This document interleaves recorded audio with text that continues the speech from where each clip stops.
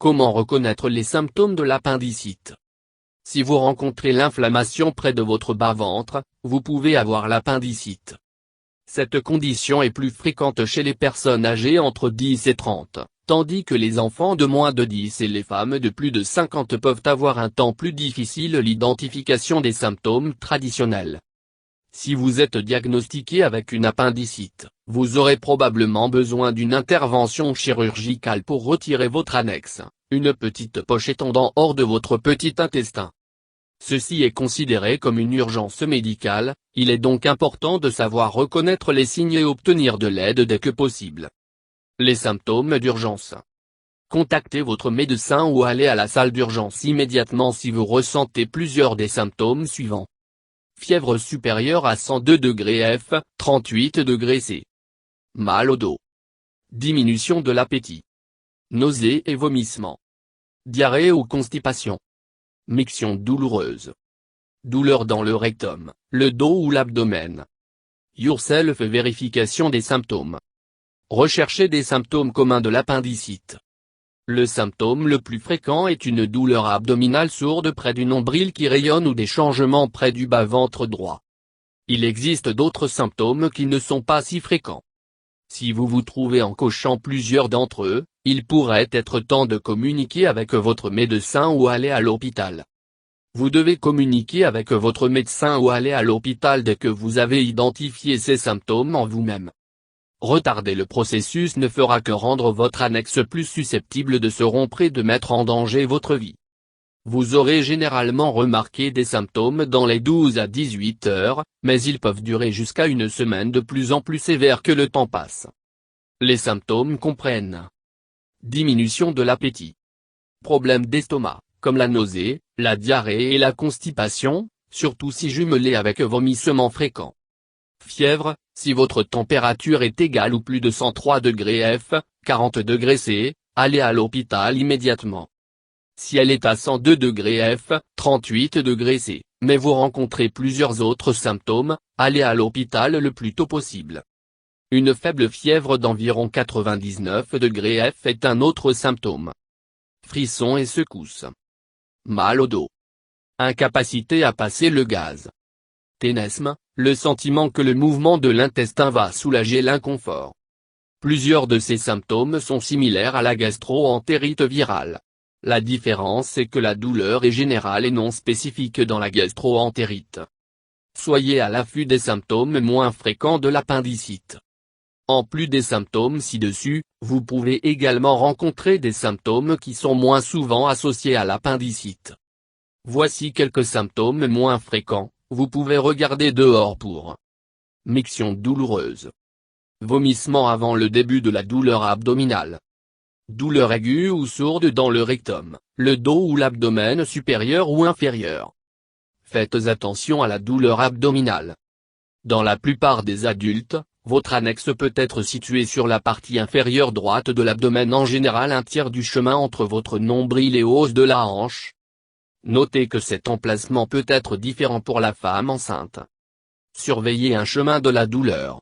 La douleur aiguë peut se déplacer de votre nombril, à la zone directement au-dessus de votre annexe 12 à 24 heures après le début des symptômes éprouvants.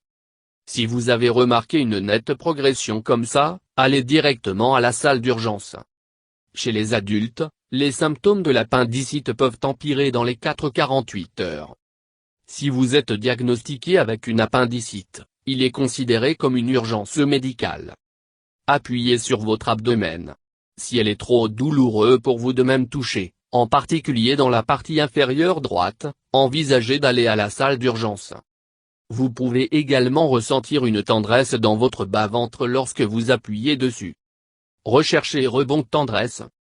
Si vous appuyez sur votre abdomen inférieur droit et ressentez une vive douleur lorsque vous relâchez rapidement, alors vous pouvez avoir l'appendicite et ont besoin d'une attention médicale. Si vous avez des douleurs abdominales, mais non pas de nausées ou de diminution de l'appétit, il ne peut pas être l'appendicite. Il y a beaucoup de raisons de douleur abdominale qui ne nécessitent pas une visite à la salle d'urgence. En cas de doute, appelez ou consultez votre médecin régulièrement pour toute douleur abdominale qui dure plus de 3 jours. Essayez de se tenir debout et marcher. Si vous ne pouvez pas faire cela sans douleur sévère, vous pourriez avoir l'appendicite.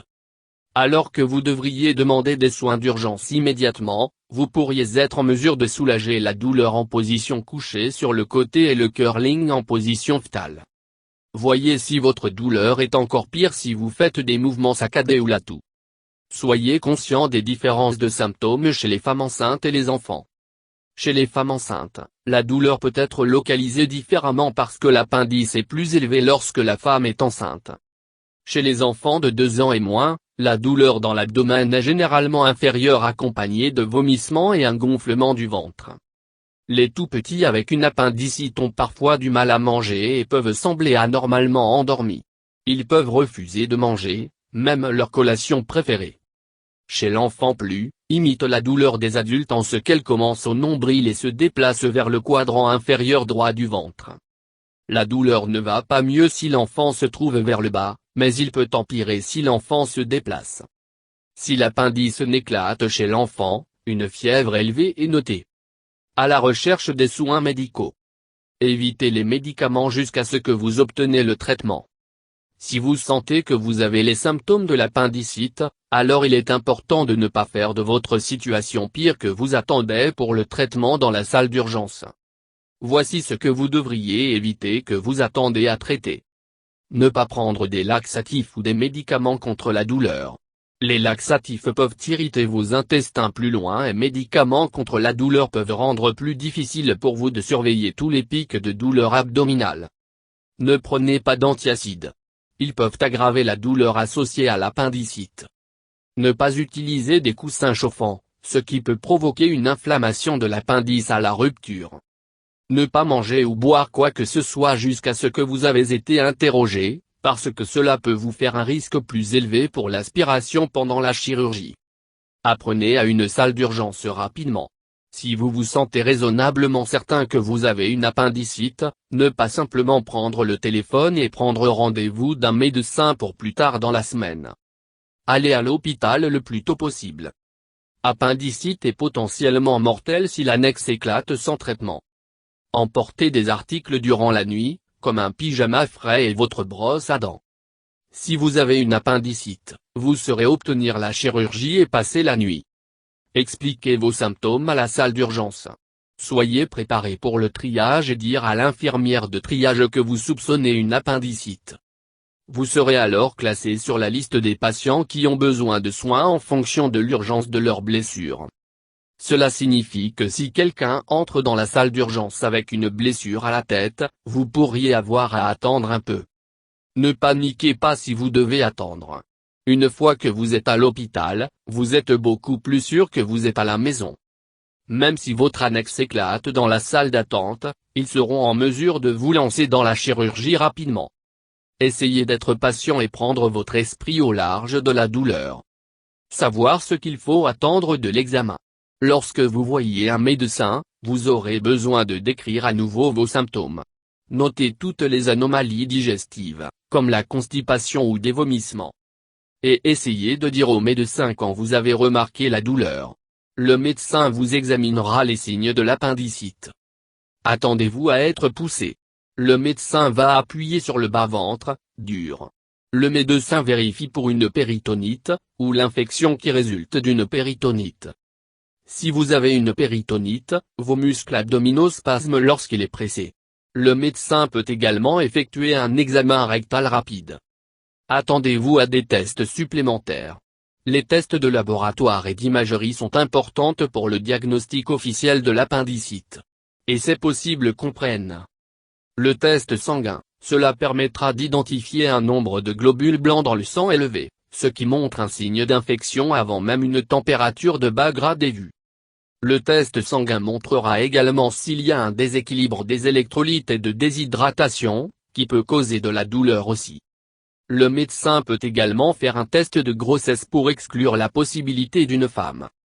Urinalysie, l'urine montrera une éventuelle infection urinaire ou des reins pierres qui peut également présenter des douleurs abdominales parfois. Ultrasound, une échographie de l'abdomen montrera s'il y a un blocage dans l'annexe, une rupture de l'appendice, le gonflement de l'appendice, ou d'une autre raison de la douleur abdominale. L'échographie est la forme la plus sûre de rayonnement et habituellement la première station pour l'imagerie. IRM, imagerie par résonance magnétique sont utilisées pour faire une image plus détaillée des organes internes sans utiliser un rayon X. Attendez-vous à être un peu claustrophobe dans la machine IRM. Il est un espace restreint. De nombreux médecins peuvent commander une sédation légère pour aider à soulager l'anxiété. Il montrera également les mêmes signes que l'échographie, mais un peu plus d'un regard. CT scan utilise un rayon X avec la technologie de l'ordinateur pour afficher des images. Vous recevrez une solution à boire. Si vous ne vomissez la solution, vous pouvez vous allonger sur la table pour faire le test. Il est une procédure assez rapide, et pas claustrophobe comme la machine IRM. Ce test sera également montré les mêmes signes d'inflammation, l'éclatement, ou le blocage de l'appendice est utilisé le plus souvent. Obtenez une appendicectomie. Votre médecin peut décider que vous avez l'appendicite. Le seul remède pour l'appendicite est d'enlever l'appendice dans une intervention chirurgicale appelée une appendicectomie. La plupart des chirurgiens préfèrent le type de chirurgie laparoscopie, ce qui laisse moins d'une cicatrice, plutôt que d'une appendicectomie. Si votre médecin ne pense pas que vous avez besoin d'une intervention chirurgicale, il peut vous envoyer à la maison pour être sur la montre pendant 12 à 24 heures. Pendant ce temps, vous ne devriez pas prendre des antibiotiques, des médicaments contre la douleur, ou laxatifs.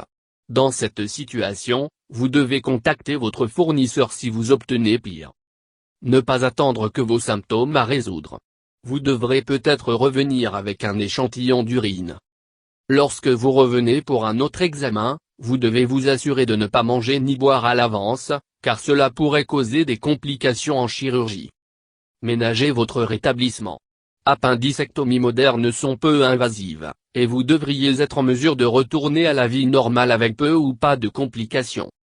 Mais, il est toujours une intervention chirurgicale, afin de prendre soin de vous-même en conséquence. Voici ce que vous devriez faire pour se remettre en forme après la chirurgie. Facilité de retour en mangeant des aliments solides. Parce que vous avez juste eu la chirurgie sur votre tube digestif, attendre 24 heures avant de manger ou de boire quoi que ce soit. Votre médecin ou votre infirmière vous indiquera quand vous êtes autorisé à avoir de petites quantités de liquide, puis les aliments solides, tous introduits séparément. Finalement, vous serez en mesure d'établir un régime alimentaire normal. Ne pas exercer vous-même pour le premier jour. Prenez cette excuse pour se reposer et récupérer. Essayez de se livrer à une activité légère et de mouvement au cours des prochains jours, puisque votre corps va commencer la guérison par le mouvement. Appelez votre médecin si vous remarquez des problèmes. La douleur, des vomissements, des étourdissements, des malaises, de la fièvre, la diarrhée, l'urine sanglante ou des selles, la constipation et le drainage ou un gonflement autour du site d'incision. Tout mandat d'appeler le bureau de votre médecin. Les symptômes de l'appendicite après que vous avez retiré votre annexe devraient être une cause pour appeler votre médecin.